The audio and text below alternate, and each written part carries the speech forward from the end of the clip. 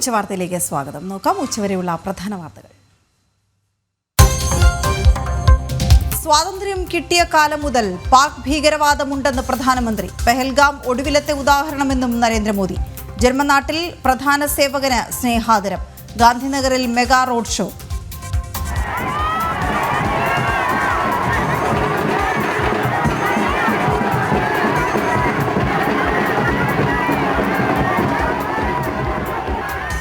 ഗുജറാത്തിൽ 5536 കോടി രൂപയുടെ വികസന പദ്ധതികൾക്ക് തുടക്കം.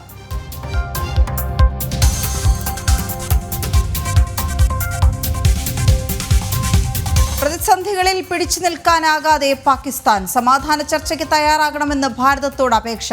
പ്രശ്നങ്ങൾ ചർച്ചയിലൂടെ പരിഹരിക്കാമെന്നും ഷെഹബാസ് ഷെരീഫ്.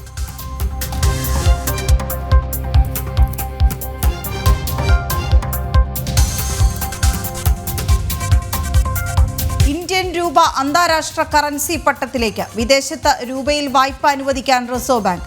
ആദ്യഘട്ടം അയൽ രാജ്യങ്ങളിൽ. കേന്ദ്ര അനുമതിക്ക് അപേക്ഷിച്ച് RBI.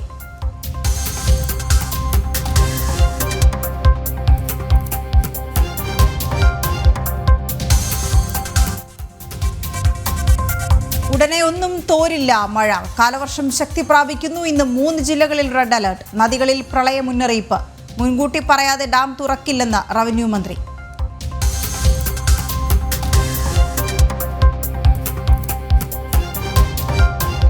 തീരത്തടിഞ്ഞ കണ്ടെയ്നറുകൾ നീക്കുന്നു. കടലിലൂടെയും കരയിലൂടെയും കൊണ്ടുപോകൽ എളുപ്പമല്ല. ആശങ്ക വേണ്ടെന്ന് മലിനീകരണ നിയന്ത്രണ ബോർഡ്.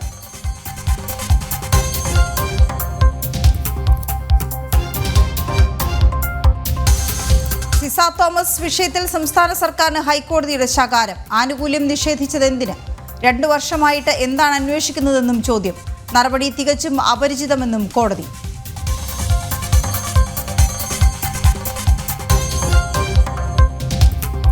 തിരുവനന്തപുരത്ത് ഡ്രൈവിംഗിനിടെ ഫോൺ വിളി. KSRTC ജീവനക്കാരനെതിരെ നടപടിയില്ല. ഇടതു പ്രവർത്തകനായ ഡ്രൈവർക്ക് CPM സംരക്ഷണം. ദൃശ്യങ്ങൾ പുറത്തുവിട്ടത് ജനം TV.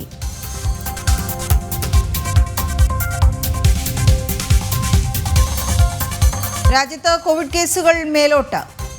1000-ലേറെ രോഗബാധിതർ. ഒരാഴ്ചയ്ക്കിടെ 700 കേസുകൾ. കൂടുതൽ കേസുകളും കേരളത്തിൽ.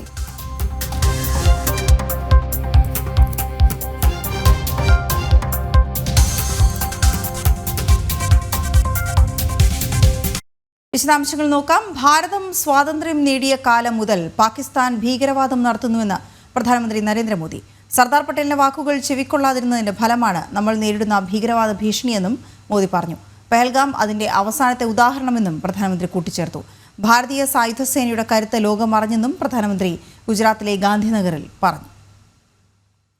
ഗൗതം അനന്തനാരായണൻ ചേരുന്നു വിവരങ്ങളുമായി. ഗൗതം, ഗുജറാത്തിൽ അദ്ദേഹം എത്തിയത് വികസന പദ്ധതികളുടെ ഉദ്ഘാടനത്തിനാണ്. റോഡ് ഷോയിൽ അദ്ദേഹം പങ്കെടുത്തു. വികസന പദ്ധതിയുടെ വാർഷികത്തിലും അദ്ദേഹം പങ്കെടുത്തു. പക്ഷേ അദ്ദേഹം പറഞ്ഞ കാര്യങ്ങൾ വളരെ പ്രസക്തമാണ്. പാകിസ്ഥാനെതിരെയുള്ള നിലപാട് കൂടിയാണ് അദ്ദേഹം വ്യക്തമാക്കിയത്. വിവരങ്ങൾ എന്താണ്?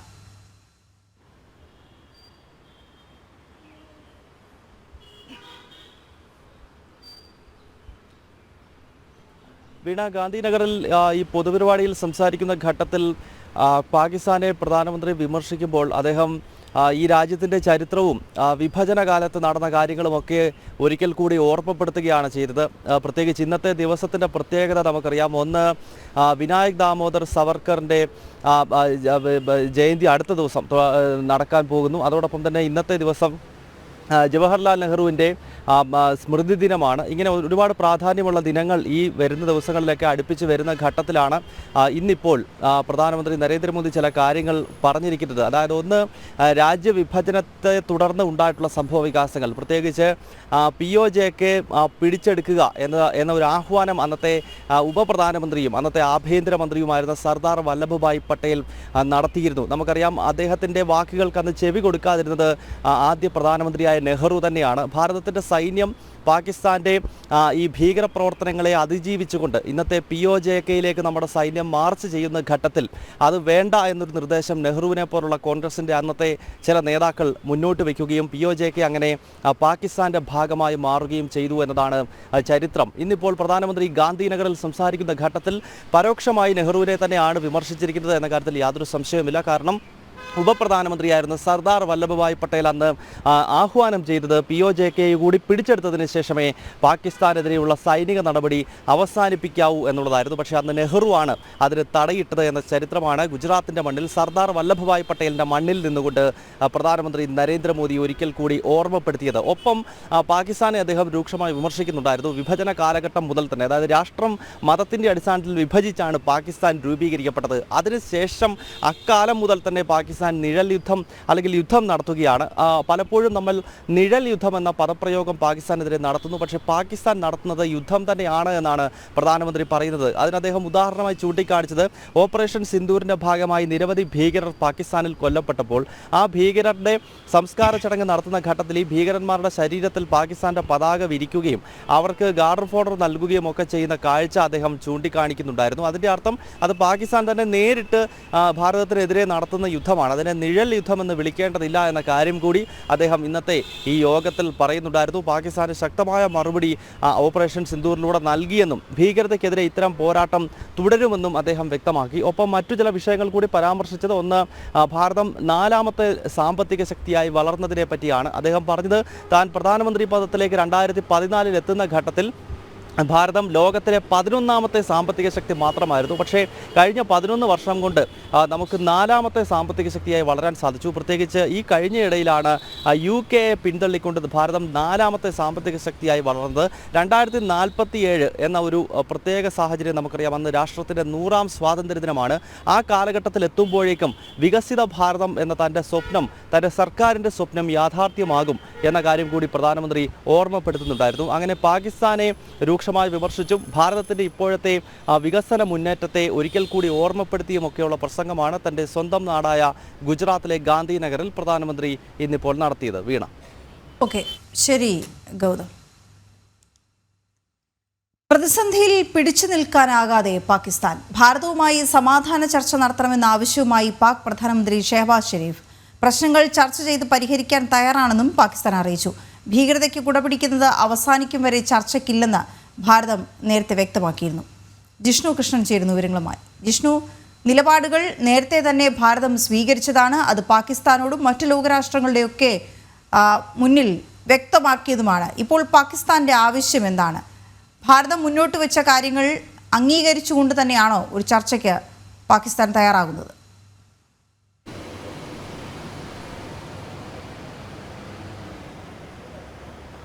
വീണ, നിലവിൽ പിടിച്ചു നിൽക്കാൻ സാധിക്കാത്ത അവസ്ഥയിലാണ്. ഭാരതവുമായി ബന്ധപ്പെട്ട പ്രശ്നങ്ങൾ ചർച്ചയിലൂടെ പരിഹരിക്കണമെന്ന ഒരു ആവശ്യത്തിലേക്ക് പാകിസ്ഥാൻ എത്തുന്നത് എന്ന് വേണം മനസ്സിലാക്കാൻ. കാരണം വിവിധ മേഖലകളിൽ ഭാരതം നൽകിയിട്ടുള്ള കനത്ത പ്രഹരം താങ്ങാനാകാത്ത അവസ്ഥയിലാണ് നിലവിൽ പാകിസ്ഥാനുള്ളത്. ഓപ്പറേഷൻ സിന്ദൂർ ഭീകരതയ്ക്ക് കനത്ത തിരിച്ചടി നൽകിയെങ്കിൽ സിന്ധു നദീജല കരാർ റദ്ദാക്കിയത്, കൂടാതെ ഭാരതത്തിൽ നിന്ന് പാകിസ്ഥാൻ പൗരന്മാരെ, അത് വിദ്യാഭ്യാസത്തിനും മറ്റ് വിവിധ ആവശ്യങ്ങൾക്കുമായി എത്തിയിട്ടുള്ള പാകിസ്ഥാൻ പൗരന്മാരെ പുറത്താക്കിയിട്ടുള്ളത്, വാഘ അട്ടാരി ബോർഡർ അടച്ചത്, കൂടാതെ ഇന്ത്യയിലേക്കുള്ള പാകിസ്ഥാനിലെ ഇറക്കുമതി അവസാനിപ്പിച്ചതും ഇന്ത്യൻ അതിർത്തികളിലൂടെ മറ്റു രാജ്യങ്ങളിലേക്കുള്ള ചരക്ക് നീക്കം പൂർണ്ണമായും തടഞ്ഞതും ഉൾപ്പെടെ കനത്ത പ്രഹരമാണ് പാകിസ്ഥാന് നൽകിയിട്ടുള്ളത്. കാരണം ഭാരതത്തിൻ്റെ സമുദ്ര അതിർത്തി വഴിയും വ്യോമാതിർത്തി വഴിയും വലിയ ചരക്ക് നീക്കം പാകിസ്ഥാൻ നടത്തിയിരുന്നു. അത് പൂർണ്ണമായും തടഞ്ഞിട്ടുണ്ട്. ഭാരതത്തിലേക്കുള്ള ഇറക്കുമതി പൂർണ്ണമായും തടഞ്ഞു. സിന്ധു നദീജല കരാർ പൂർണ്ണമായും മരവിപ്പിച്ചുകൊണ്ട് ജലം വിട്ടു നിൽക്കാത്ത അവസ്ഥ. അത്തരത്തിൽ വിവിധ മേഖലകളിൽ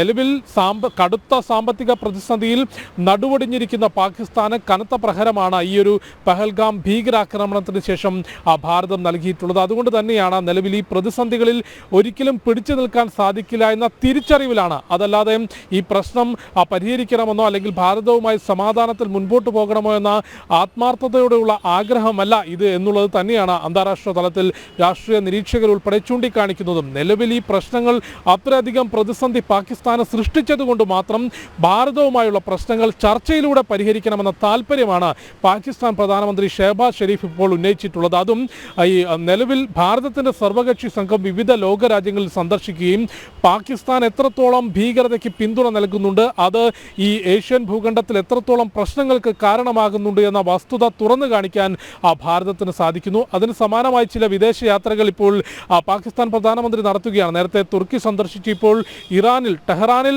ഈ ഇറാൻ ഭരണാധികാരികളുമായി കൂടിക്കാഴ്ച നടത്തിയതിന് പിറകെയാണ് ഭാരതവുമായുള്ള പ്രശ്നങ്ങൾ ചർച്ചയിലൂടെ പരിഹരിക്കാൻ ആഗ്രഹിക്കുന്നുണ്ടെന്നും സമാധാന ചർച്ച ഭാരതവുമായി നടത്തണം, പ്രശ്നങ്ങൾ സമാധാനത്തിലൂടെ പരിഹരിക്കണം, വാണിജ്യ വ്യവസായ മേഖലയിലെ പ്രശ്നങ്ങൾ, ജമ്മു കശ്മീർ കഴിഞ്ഞ കുറച്ച് കാലങ്ങളായി തുടരുന്ന പ്രശ്നങ്ങൾ ഇവയെല്ലാം ചർച്ചയിലൂടെ പരിഹരിക്കാൻ ആഗ്രഹിക്കുന്നു എന്ന പ്രസ്താവനയാണ് ഇറാനിൽ വെച്ചുകൊണ്ട് പാകിസ്ഥാൻ പ്രധാനമന്ത്രി ഷെഹബാസ് ഷെരീഫ് നടത്തിയിട്ടുള്ളത്. പക്ഷേ ഭാരതത്തിൻ്റെ നിലപാട് വളരെ കൃത്യമായി പ്രധാനമന്ത്രി നരേന്ദ്രമോദിയും വിദേശകാര്യമന്ത്രി എസ് ജയശങ്കറും വ്യക്തമാക്കിയിട്ടുണ്ട്. ഇനി പാകിസ്ഥാനുമായി ഉഭയകക്ഷി തലത്തിൽ യാതൊരു തലത്തിലുമുള്ള ചർച്ചയില്ല. ഇനി ചർച്ചയുള്ളത് ഭാരതം നൽകിയിട്ടുള്ള പട്ടിക പ്രകാരം പാകിസ്ഥാൻ ഭീകരരെ വിട്ടു നൽകുന്നതിലും ജമ്മു കശ്മീരിൽ പാകിസ്ഥാൻ അനധികൃതമായി കൈവശം വെച്ചിട്ടുള്ള ഭൂമി ഒഴിഞ്ഞു നൽകുന്നതുമായി ബന്ധപ്പെട്ട് ഈ രണ്ട് വിഷയങ്ങളിൽ മാത്രമാണ് പാകിസ്ഥാനുമായി ചർച്ചയ്ക്ക് താല്പര്യമുള്ളത്.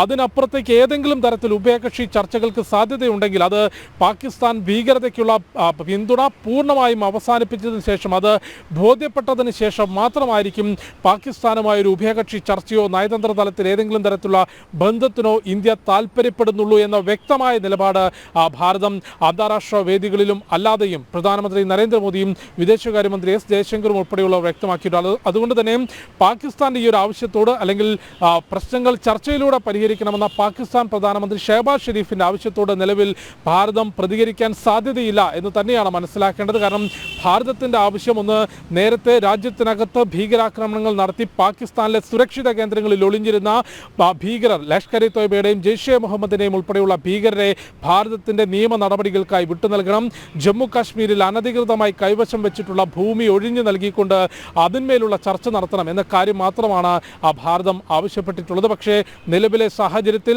വലിയ പ്രതിസന്ധികളിലേക്ക് പാകിസ്ഥാൻ പോവുകയും ലോകരാജ്യങ്ങളുടെ പിന്തുണ മുഴുവൻ ഭാരതത്തിന് ലഭിക്കുകയും വിവിധ തരത്തിലുള്ള പ്രശ്നങ്ങൾ, അത് വാണിജ്യ മേഖലയിലും നിലവിൽ വലിയ സാമ്പത്തിക പ്രതിസന്ധി നേരിടുന്ന രാജ്യമാണ് പാകിസ്ഥാൻ. അതിൽ ഭാരതത്തിൻ്റെ ഉപരോധവും ഒപ്പം അന്താരാഷ്ട്ര വേദികളിൽ പാകിസ്ഥാൻ ഭീകരതയ്ക്ക് കുടപിടിക്കുന്ന പിന്തുണ നൽകുന്ന രാജ്യമാണ്. അതിർത്തി കടന്നുള്ള ഭീകരവാദം പാകിസ്ഥാൻ പിന്തുണയ്ക്കുന്നതുകൊണ്ട് ഏഷ്യൻ മേഖലയിൽ എത്രത്തോളം പ്രശ്നങ്ങൾ ഉണ്ടാകുന്നത് വികസനത്തെ എത്രത്തോളം ബാധിക്കുന്നു എന്ന കാര്യങ്ങൾ വളരെ കൃത്യമായി ലോകരാഷ്ട്രങ്ങൾക്ക് മുൻപിൽ, ലോകരാഷ്ട്രങ്ങളിലെ വിവിധ രാജ്യങ്ങളിലെ ഭരണാധികാരികൾക്ക് മുൻപിൽ തുറന്നു കാണിച്ചുകൊണ്ടാണ് ഭാരതത്തിൻ്റെ സർവകക്ഷി സംഘം നിലവിൽ യാത്ര നടക്കുന്നത്. ഈ ഒരു വലിയ പ്രതിസന്ധിയിലാണ് ഭാരതവുമായുള്ള പ്രശ്നങ്ങൾ ചർച്ച ചെയ്ത് പരിഹരിക്കാൻ താല്പര്യമുണ്ട് എന്നൊരു പ്രതികരണം ഇറാനിൽ വെച്ചുകൊണ്ട് ഇപ്പോൾ പാകിസ്ഥാൻ പ്രധാനമന്ത്രി ഷെഹബാസ് ഷെരീഫ് നടത്തിയിട്ടുള്ളത്.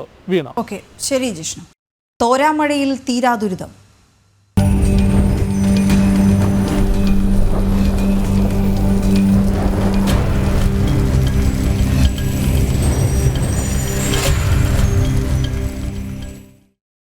സംസ്ഥാനത്ത് നദികളിൽ പ്രളയ മുന്നറിയിപ്പ്. മീനച്ചിൽ, കോരപ്പുഴ, അച്ചൻകോവിൽ, മണിമല എന്നീ നദികളിൽ ഓറഞ്ച് മുന്നറിയിപ്പ്. 5 നദികളിൽ yellow alert. Muzhiyar, Kallarkutty, Irattayar, lower Periyar എന്നീ ഡാമുകളിൽ റെഡ് അലേർട്ടും നൽകിയിട്ടുണ്ട്. ശാലിനി ചേരുന്ന വിവരങ്ങളുമായി. ശാലിനി, ഡാമിൽ നല്ല രീതിയിൽ വൃഷ്ടിപ്രദേശങ്ങളിൽ നിന്ന് വെള്ളം ഒഴുകിയെത്തുന്നുണ്ടോ? ഡാമിലെ ജലനിരപ്പ് ഓരോയിടത്തും എങ്ങനെയാണ് രേഖപ്പെടുത്തപ്പെട്ടിരിക്കുന്നത്? മുന്നറിയിപ്പുകൾ എന്താണ്? വീണ, സംസ്ഥാനത്ത് അതിശക്തമായ മഴ തുടരുകയാണ്. തീവ്രമായ മഴയ്ക്ക് സാധ്യതയുള്ളതിനാൽ 3 ജില്ലകൾക്ക് ഏറ്റവും ഒടുവിൽ വന്നിട്ടുള്ള, അതായത് അല്പസമയത്തിന് മുൻപ് വന്നിട്ടുള്ള മുന്നറിയിപ്പ് പ്രകാരവും 3 ജില്ലകൾക്ക് റെഡ് അലർട്ട് മുന്നറിയിപ്പ് തുടരുകയാണ്.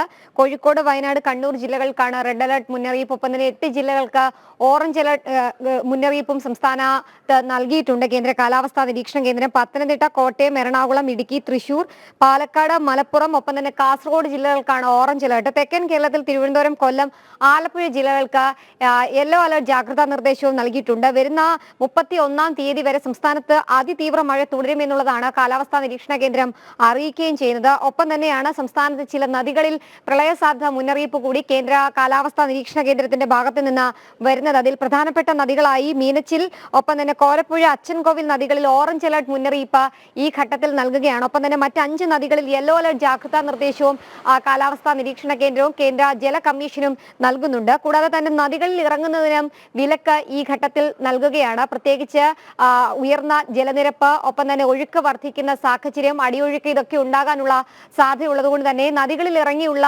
വിനോദസഞ്ചാരം അടക്കമുള്ള കാര്യങ്ങൾക്ക് വിലക്ക് ഈ ഘട്ടത്തിൽ ഏർപ്പെടുത്തുന്നുണ്ട്.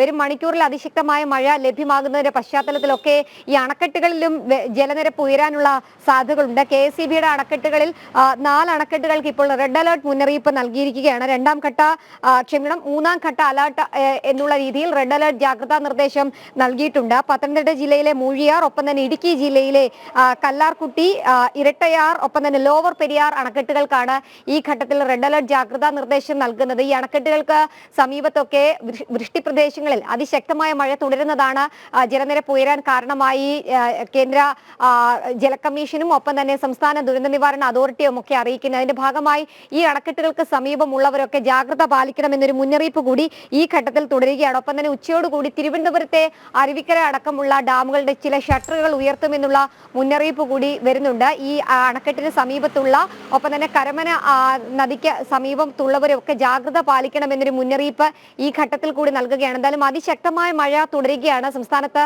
കാലവർഷം ശക്തി പ്രാപിക്കുന്നതിന്റെ ഭാഗമായിട്ടാണ് ഈ തീവ്ര മഴ ലഭ്യമായിക്കൊണ്ടിരിക്കുന്നത്. തലസ്ഥാന ജില്ലയിലടക്കം യെല്ലോ അലർട്ട് ജാഗ്രതാ നിർദ്ദേശമാണ് എങ്കിൽ പോലും ഓറഞ്ച് അലർട്ട് ജാഗ്രതാ നിർദ്ദേശത്തിന് സമാനമായ രീതിയിൽ മഴ ലഭ്യമായിക്കൊണ്ടിരിക്കുന്നു. ശക്തമായ കാറ്റ് 30 മുതൽ 60 കിലോമീറ്റർ വരെ വേഗത്തിൽ ശക്തമായ കാറ്റാണ് തീരദേശ മേഖലകളിലൊക്കെ ലഭ്യമായിക്കൊണ്ടിരിക്കുന്നത്. മലയോര മേഖലകളിൽ ഈ മരം ഒടിഞ്ഞു വീണുള്ള അപകടങ്ങൾ ഉണ്ടാകുന്നു. സംസ്ഥാനത്ത് മരണസംഖ്യയും കാലവർഷക്കെടുതിയിൽ ഉയരുകയാണ്. ഇപ്പോൾ ഒരു മരണം കൂടി ഉണ്ടായതിന്റെ അടിസ്ഥാനത്തിൽ 16 മരണങ്ങൾ ഔദ്യോഗികമായി മഴക്കെടുതിയുടെ ഭാഗമായി സ്ഥിരീകരിച്ചിട്ടുണ്ട്. എന്തായാലും ജാഗ്രത പാലിക്കണമെന്ന് മുന്നറിയിപ്പ് കൂടി സംസ്ഥാന ദുരന്ത നിവാരണ അതോറിറ്റി, ജില്ലാ ദുരന്ത നിവാരണ അതോറിറ്റികൾ നൽകുന്നു. ഒപ്പം തന്നെ വരും മണിക്കൂറുകളിൽ കൂടുതൽ ജില്ലകൾക്ക് റെഡ് അലർട്ട് അടക്കമുള്ള കാര്യങ്ങൾ ഉണ്ടാകാനുള്ള സാഹചര്യങ്ങളും സാധ്യതകളും നൽകുന്നു. മത്സ്യബന്ധനത്തിന് കേരള, കർണാടക, ലക്ഷദ്വീപ്, തമിഴ്നാട് തീരങ്ങളിൽ ഈ ദിവസങ്ങളിലും വിലക്ക് തുടരുകയാണ്. എന്തായാലും ജാഗ്രത തുടരാൻ തന്നെയാണ് കേന്ദ്ര കാലാവസ്ഥാ നിരീക്ഷണ കേന്ദ്രം അറിയിക്കുന്നത്. കൂടുതൽ ജില്ലകൾക്ക് ദുരിതാശ്വാസ ക്യാമ്പുകൾ അടക്കം തുറക്കാനുള്ള സൗകര്യങ്ങൾ തദ്ദേശ സ്വയംഭരണ സ്ഥാപനങ്ങൾ ഒരുക്കുന്നുണ്ട്. വരും മണിക്കൂറിൽ അതിശക്തമായ മഴയാണ് ലഭ്യമാകാൻ പോകുന്നത് എന്നുള്ളതാണ് കാലാവസ്ഥാ നിരീക്ഷണ കേന്ദ്രം ഈ മണിക്കൂറിൽ അറിയിക്കുന്നത്. വീണ. ഓക്കെ, ശരി ശാലിനി.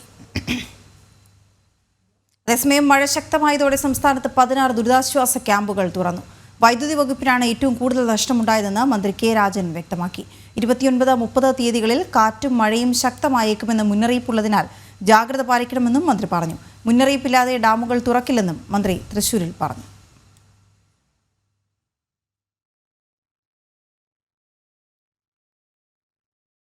മലയോര മേഖലയിൽ രാവിലെ 8 മണി മുതൽ ശരാശരി 500 mm മഴ ലഭിച്ചിട്ടുണ്ട്. 29, 30 തീയതികളിൽ മഴയും കാറ്റും കൂടും. ഈ ദിവസങ്ങളിൽ പ്രത്യേക ജാഗ്രത പുലർത്തണം. കനത്ത മഴയ്ക്കൊപ്പം കനത്ത കാറ്റുമുണ്ട്. മലയോര മേഖലയിലൂടെയുള്ള രാത്രി യാത്രയിൽ ജാഗ്രത പുലർത്തണമെന്നും മന്ത്രി കെ രാജൻ പറഞ്ഞു. 29, 30 തീയതികളിൽ പ്രത്യേകമായിട്ടുള്ള ജാഗ്രത ഉണ്ടാകണം എന്ന് ജില്ലാ കളക്ടർമാരോടും താഴത്തുള്ള ബന്ധപ്പെട്ട ഉദ്യോഗസ്ഥന്മാരോടും അറിയിപ്പ് നൽകിയിട്ടുണ്ട്. കൊച്ചിയിലെ റഡാറിൽ പരിശോധിക്കുമ്പോൾ 85 മുതൽ 90 വരെ വേഗതയിൽ കാറ്റ് വീശിയതിന്റെ അടയാളപ്പെടുത്തലുകളാണ് നമുക്ക് കാണാൻ കഴിയുന്നത്.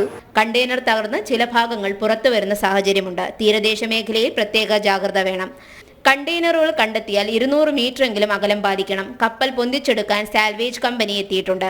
കേരള തീരത്ത് ഇതുവരെ എണ്ണ കണ്ടെത്തിയിട്ടില്ല. മധ്യഭാഗത്തു കൂടിയാണ് എണ്ണ ഒഴുകുന്നതെന്നാണ് മനസ്സിലാകുന്നത്. പൊഴികളിലും അഴികളിലും ഓയിൽ ബൂം സ്ഥാപിച്ച് ഓയിൽ തീരത്തേക്ക് വരുന്നത് തടയാനാണ് ശ്രമിക്കുന്നത്. വെരി ലോ സർഫസ് ഓയിൽ പുഴകളിലേക്ക് വരാതിരിക്കാൻ അറക്കപ്പൊടി നിറച്ച ചാക്ക് സ്ഥാപിക്കുമെന്നും മന്ത്രി പറഞ്ഞു. കണ്ടെയ്നർ തകർന്ന് അതിനുള്ളിൽ നിന്ന് ചില പാർട്സുകൾ പുറത്തേക്ക് വരുന്ന സ്ഥിതിയും ചിലയിടത്ത് കാണുന്നുണ്ട്. ഇപ്പം തിരുവനന്തപുരത്ത് ഇപ്പോൾ കാണുന്നത് പ്ലാസ്റ്റിക് തരികളുള്ള നർഡിൽ പാക്കറ്റുകളാണ്. അതിപ്പോൾ കണ്ടെയ്നർ തകർന്നതിൻ്റെ ഭാഗമായി, അകത്തു വെച്ച് തകർന്നതിൻ്റെ ഭാഗമായി പുറത്തു വരുന്നതായിരിക്കും. അതുകൊണ്ട് തീരദേശ മേഖലയിൽ നല്ല അലർട്ട് ഉണ്ടാകണം. തീരദേശ മേഖലകളിൽ പഞ്ചായത്ത് പ്രസിഡന്റുമാരുടെ ഉൾപ്പെടെ പ്രത്യേകമായിട്ടുള്ള യോഗം മന്ത്രിമാരുൾപ്പെടെ പങ്കെടുത്ത് ചേർന്നിട്ടുണ്ട്. നേരത്തെ പറഞ്ഞത് തന്നെയാണ് ആവർത്തിക്കാനുള്ളത്. അങ്ങനെ എന്തെങ്കിലും കണ്ടെത്തിയാൽ ദയവായി അത് പിടിക്കുകയോ തൊടുകയോ കാണാൻ വേണ്ടി അടുത്തേക്ക് കൂട്ടം കൂടുകയോ ചെയ്യരുത്. മഴയിൽ ഏറ്റവും കൂടുതൽ നഷ്ടമുണ്ടായത് വൈദ്യുതി വകുപ്പിനാണെന്നും ഡാമുകളിൽ നിലവിൽ എവിടെയും അപകടമില്ലെന്നും രാത്രികാലങ്ങളിൽ ഒരു സാഹചര്യത്തിലും ഡാം തുറക്കില്ലെന്നും മന്ത്രി വ്യക്തമാക്കി. ജനം, തൃശൂർ. ശക്തമായ മഴയിൽ മലബാറിന്റെ വിവിധ ജില്ലകളിൽ വ്യാപക നാശനഷ്ടം. കോഴിക്കോട് ജില്ലയിൽ 60 വീടുകൾ ഭാഗികമായി തകർന്നു. കണ്ണൂരിൽ ശക്തമായ കാറ്റിൽ മരങ്ങൾ വീണ് 2 പേർക്ക് പരിക്കേറ്റു. കുപ്പത്ത് ദേശീയപാതയ്ക്കായി നിർമ്മാണം നടക്കുന്നിടത്ത് വീണ്ടും മണ്ണിടിഞ്ഞു. മലബാറിലെ ജില്ലകളിൽ കനത്ത മഴയിൽ വ്യാപക നാശനഷ്ടങ്ങളാണ് റിപ്പോർട്ട് ചെയ്തത്. കണ്ണൂർ തളിപ്പറമ്പിൽ ശക്തമായ കാറ്റിൽ മരം വീണ് വീടിന്റെ മേൽക്കൂര തകരുകയും 8 വയസ്സുകാരിക്ക് പരിക്കേൽക്കുകയും ചെയ്തു. ഓട് പൊട്ടിവീണാണ് കുട്ടിയുടെ തലയ്ക്ക് പരിക്കേറ്റത്. അത്താഴക്കുന്ന്, കല്ലുകെട്ട്, ചിറഭാഗത്ത് വീടുകളിൽ വെള്ളം കയറി. 20ഓളം വീടുകളിലാണ് വെള്ളം കയറിയത്. ചെറുപുഴയിൽ ശക്തമായ കാറ്റിൽ തൊഴുത്ത് തകർന്നു വീണ് പശുവിനെ കറക്കുകയായിരുന്ന സ്ത്രീക്ക് പരിക്ക് പറ്റി. കൂമ്പൻകുന്ന് സ്വദേശി മേരിയുടെ കൈക്കാണ് പരിക്കേറ്റത്. പശുവിനും പരിക്കേറ്റിട്ടുണ്ട്. കോഴിക്കോട് ജില്ലയിൽ വിവിധയിടങ്ങളിലായി 60 വീടുകൾ ഭാഗികമായി തകർന്നു. 3 ക്യാമ്പുകളിലായി 88 പേരാണ് ജില്ലയിലുള്ളത്. മഴ ശക്തമായതോടെ മാവൂരിൽ വെള്ളപ്പൊക്കം രൂക്ഷമാണ്. മേഖലയിലെ താഴ്ന്ന പ്രദേശങ്ങൾ പൂർണ്ണമായും വെള്ളത്തിനടിയിലായി. ചാത്തമംഗലം പഞ്ചായത്തിലെ ഇരവഴിഞ്ഞിപ്പുഴയോട് ചേർന്ന മേഖലകളിലും വെള്ളം കയറി. ചാലിയാറിൽ ജലനിരപ്പ് ക്രമാതീതമായി ഉയരുന്നുണ്ട്. ഊർക്കടവിൽ റെഗുലേറ്ററിന്റെ ഷട്ടറുകൾ പൂർണ്ണമായും ഉയർത്തി. വിവിധ ബ്യൂറോകൾക്കൊപ്പം ജനം, കണ്ണൂർ. മധ്യകേരളത്തിൽ മഴ വീണ്ടും ശക്തമായി. കടൽ പ്രക്ഷുബ്ധമായി തുടരുന്നത് തീരമേഖലയെ ദുരിതത്തിലാക്കി. ജില്ലയിലെ താഴ്ന്ന പ്രദേശങ്ങൾ വെള്ളക്കെട്ട് ഭീഷണിയിലാണ്. ഉരുൾപൊട്ടൽ സാധ്യതയുള്ള സ്ഥലങ്ങളിൽ അതീവ ജാഗ്രതാ നിർദ്ദേശം പുറപ്പെടുവിച്ചിട്ടുണ്ട്. കഴിഞ്ഞ 3 ദിവസമായി തുടരുന്ന ശക്തമായ മഴയെ തുടർന്ന് എറണാകുളം ജില്ലയിൽ പലയിടങ്ങളിലും വീടുകൾക്ക് നാശനഷ്ടം. ഒരു വീട് പൂർണ്ണമായും 50 വീടുകൾ ഭാഗികമായും തകർന്നു. അടിയന്തര ഘട്ടത്തിൽ ആളുകളെ മാറ്റിപ്പാർപ്പിക്കുന്നതിനായി ജില്ലയിൽ 360 ദുരിതാശ്വാസ ക്യാമ്പുകൾ തുറന്നിട്ടുണ്ട്. അതേസമയം കഴിഞ്ഞ ദിവസം പെയ്ത ശക്തമായ മഴയിൽ ആലുവ ശിവക്ഷേത്രത്തിൽ വെള്ളം കയറി. മുട്ടോളം വെള്ളത്തിൽ നിന്നാണ് ക്ഷേത്രത്തിലെത്തിയ വിശ്വാസികൾ ദർശനം നടത്തിയത്. കോട്ടയത്ത് മഴയ്ക്ക് നേരിയ ശമനമുണ്ടായപ്പോൾ മീനച്ചിലാറ്റിലെ ജലനിരപ്പ് ഒരടിയോളം താഴ്ന്നിട്ടുണ്ട്. അതേസമയം കിഴക്കൻ വെള്ളത്തിന്റെ വരവ് ശക്തമായതോടെ വൈക്കം മേഖലയിലെ താഴ്ന്ന പ്രദേശങ്ങൾ വെള്ളക്കെട്ട് ഭീഷണിയിലാണ്. തൃശൂരിൽ പ്രകൃതിക്ഷോഭവുമായി ബന്ധപ്പെട്ട് 122 വീടുകൾക്ക് ഭാഗികമായി നാശനഷ്ടം സംഭവിച്ചു. കൊടുങ്ങല്ലൂർ താലൂക്കിൽ 2 വീട് പൂർണ്ണമായും തകർന്നു. ജില്ലയിൽ വിവിധയിടങ്ങളിലായി 2 ദുരിതാശ്വാസ ക്യാമ്പുകൾ തുറന്നിട്ടുണ്ട്. ഇടുക്കിയിലും ഇടവിട്ട് ശക്തമായ മഴ തുടരുകയാണ്. മലങ്കര ഡാമിന്റെ 3 ഷട്ടറുകൾ 1.5 സെന്റിമീറ്റർ ഉയർത്തി കൂടുതൽ വെള്ളം പുറത്തേക്ക് ഒഴുക്കി തുടങ്ങി. തൊടുപുഴ, മൂവാറ്റുപുഴ എന്നിവിടങ്ങളിൽ തീരപ്രദേശങ്ങളിൽ താമസിക്കുന്നവർക്ക് അതീവ ജാഗ്രതാ നിർദ്ദേശം നൽകിയിട്ടുണ്ട്. ഇടുക്കിയിൽ വിവിധയിടങ്ങളിൽ മരം വീണ് ഗതാഗതം സ്തംഭിച്ചിരുന്നു.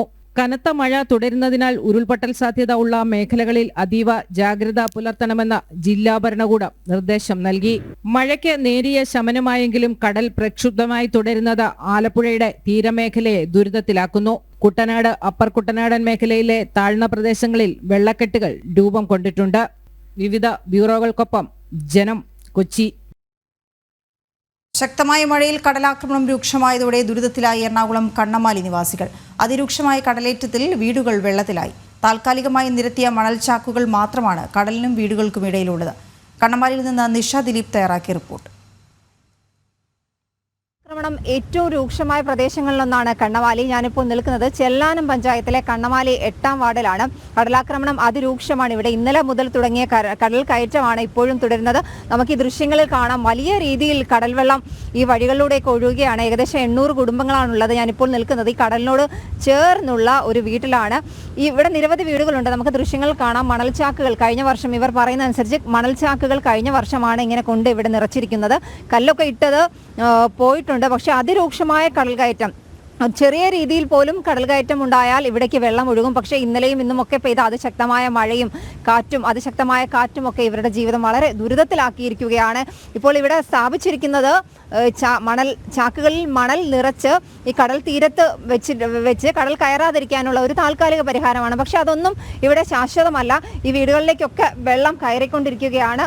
ഭീതിയോടുകൂടി തന്നെയാണ് ഇവർ ഈ വീടുകളിൽ കഴിയുന്നത്. എപ്പോൾ തൊട്ട് തുടങ്ങിയ കടൽ കയറ്റമാണ്? 3 ദിവസം ഇന്നത്തേക്ക് തുടങ്ങിയിട്ട്. ഇത് 3 ദിവസം ഈ പ്രാവശ്യം. അങ്ങനെ എത്ര വർഷം ഇത് അവിടെ 4 വീടുണ്ട്. 4 വീടും പോയിട്ട് അടിത്തറ പോലും ഇല്ല ഇവിടെ. ഇന്ന് വരെ ഒരു തീരുമാനമില്ല. ആ വീട്ടുകാരൊക്കെ പോയി. എല്ലാവരും വാടക താമസിക്കണേ. ഒരു നിവർത്തിയില്ലാത്ത ആൾക്കാരാണ്. ഈ കടലിൽ പണിയെടുത്ത് ജീവിക്കുന്ന ആൾക്കാരാണ്. എന്നിട്ട് ഇപ്പോൾ അവർ 4 വീട്ടുകാരും പോയി. 4 അല്ല 5 വീട്ടുകാർ. നിങ്ങളോട് മാറാൻ പറഞ്ഞിട്ടുണ്ടോ? മാറാനൊന്നും പറഞ്ഞിട്ടില്ല. ഞങ്ങളും ക്യാമ്പിൽ കഴിഞ്ഞ കൊല്ലമൊക്കെ ക്യാമ്പിലായിരുന്നു. ഇന്ന് പെരടകത്ത് കയറിയിട്ട് നിൽക്കാൻ പറ്റുന്ന ക്യാമ്പിലായിരുന്നു. പിന്നെ അല്ലെങ്കിൽ ഞങ്ങളുടെ വീടുകളിലേക്ക് കുമ്പളങ്ങിലേക്ക് പോകും. അല്ലാണ്ട് ഒരു രക്ഷയില്ല. ഓരോ വർഷവും ഇങ്ങനെ തന്നെയാണോ? അതോ വർഷം ഇത് തന്നെ? എല്ലാ വർഷവും ഈ ചുറ്റുവട്ടത്തെ വീട്ടിലൊക്കെ ഒന്നും ആളില്ല. അപ്പുറം പുറയിലെ വീട്ടിൽ ആളില്ല. എല്ലാവരും ഇന്നലെ പോയി. നിൽക്കാൻ പറ്റില്ല. പെരയുടെ അകത്തൊക്കെ വെള്ളമാണ്. ഇതൊരു പുതിയ വീടായിട്ട് അത് ഈ 2 കൊല്ലം കൂടി ഇത്രയും താഴ്ന്നു. എന്ത് ഉയരത്തിൽ വെച്ച വീടാ. വീടുകൾ താഴ്ന്നുണ്ടല്ലേ? താഴ്ന്നിട്ട് എൻ്റെ ഈ പൊക്കത്തിന് വെച്ച അടിത്തറയാണ് ഈ കാണുന്നത്. ഇപ്പം ഇവിടെ നിങ്ങളുടെ ആവശ്യം എന്ന് പറയുന്നത് പുലിമുട്ടാണോ? പുലിമുട്ടും വരണം. പിന്നെ നമുക്ക് ഈ കടയേറ്റത്തിൽ നിന്നൊരു സുരക്ഷിത വേണം എപ്പോഴായാലും. എപ്പോഴും പേടിയോടുകൂടിയാണല്ലേ കഴിയുന്നത്? ഈ സ്വരം കേട്ടിട്ട് ഉറങ്ങാൻ പറ്റണില്ല. എന്ന് വെച്ചാൽ എപ്പോഴാണ് ഇങ്ങനെ പറഞ്ഞത് പൊടിക്കൊച്ചൊക്കെ ഉള്ളതാണ്. ഇപ്പം ഇവൻ്റെ കൊച്ചി ഇപ്പോൾ വെന്ത് വീട്ടിലാണ്. 2 പിള്ളേരുള്ള ബന്ധു വീട്ടിലത്. ഇപ്പം ഇളയവൻ്റെ കൊച്ചാണിത്. പേടിയാണ്, എപ്പോഴാണ് എന്തെങ്കിലും സംഭവിക്കണമെന്ന് അറിയാം. ഇങ്ങനെ ഈ വെള്ളത്തിൽ കൂടി റോഡെത്താൻ പറ്റിയില്ല. അതിക്കുമ്പോൾ ആളെ എവിടെയെങ്കിലും തടഞ്ഞ് വീഴും. രാത്രി കറണ്ടില്ല. ഞങ്ങളുടെ വീട്ടിൽ നിന്ന് 3 ദിവസമായി കറണ്ട് ഉണ്ടായിട്ട്. പ്രദേശത്തൊന്നും കറണ്ടില്ല. പ്രദേശത്തുണ്ട്. ഇവിടെ അവർ കറണ്ട് ഇല്ലാഞ്ഞിട്ട് വരാൻ പറ്റണ്ടവർക്ക് അവരെയും കുറ്റം പറഞ്ഞിട്ട് കാര്യമില്ല. 3 ദിവസമായിട്ട് അവർക്ക് ഇങ്ങനെ വരാൻ പറ്റണില്ല. ഇതാണ് കണ്ണമാലിക്കാരുടെ അവസ്ഥ. നമുക്ക് കാണാം, ഇപ്പോൾ ഏതാണ്ട് വേലിയേറ്റ സമയമായിട്ടുണ്ട്. വലിയ രീതിയിൽ കടലിൽ നിന്നും വെള്ളം ഇങ്ങോട്ടേക്ക് ഒഴുകി കിഴക്കോട്ട് ഒഴുകുകയാണ്. എന്തെങ്കിലും സംഭവിച്ചാൽ പോലും ഇവർക്ക് റോഡിലെത്തണമെങ്കിൽ ഒരുപാട് ദൂരം നടക്കണം. നടന്നു പോകാൻ പോലും കഴിയില്ല. അത്രത്തോളം ശക്തമായിട്ടാണ് കടലിലെ വെള്ളം ഒഴുകിക്കൊണ്ടിരിക്കുന്നത്. ഇവിടെ ഒരു ചെറിയ പള്ളിയുണ്ട്, ഒരു ശ്രീരാമ ക്ഷേത്രമുണ്ട്. അതൊക്കെ വെള്ളം കയറിയ നിലയിലാണ്. എന്തായാലും ഈ ദുരിതം തുടങ്ങിയിട്ട് വർഷങ്ങളായി. തങ്ങളുടെ ഈ ദുരിതത്തിന് പരിഹാരത്തിനായി സമീപിക്കാത്ത വാതിലുകളില്ല, കാണാത്ത ആളുകളില്ല, അധികാരികളില്ല. എന്തായാലും ഈ ദുരിതത്തിന് ഇതുവരെ ഒരു പരിഹാരമായിട്ടില്ല. രാത്രികാലങ്ങളിലൊക്കെ വളരെ ഭീതിയോടുകൂടി തന്നെയാണ് വീടുകളിൽ കഴിയുന്നത്. ഈ ഒരു സമയമായിട്ട് പോലും വളരെ ശക്തമായി കടൽ ഒഴുകിക്കൊണ്ടിരിക്കുന്നു. വേലിയേറ്റ സമയത്തും വീടുകളിലേക്കൊക്കെ വെള്ളം കയറുന്നു. വീടുകളൊക്കെ തന്നെ തകർന്നു വീഴുമെന്നുള്ള ഒരു അവസ്ഥയിലേക്കൊക്കെയാണ്. എന്തായാലും ഈ കണ്ണമാലി സ്വദേശികൾ, ഈ ഏറ്റവും രൂക്ഷമായ കടലാക്രമണമുള്ള സ്ഥലങ്ങളിൽ ഒന്നായ കണ്ണമാലി സ്വദേശികൾ അത്യധികം ഭീതിയോടുകൂടിയാണ് വീടുകളിൽ കഴിയുന്നത്. ക്യാമറമാൻ സുശോഭനൊപ്പം നിഷാ ദിലീപ്, ജനം.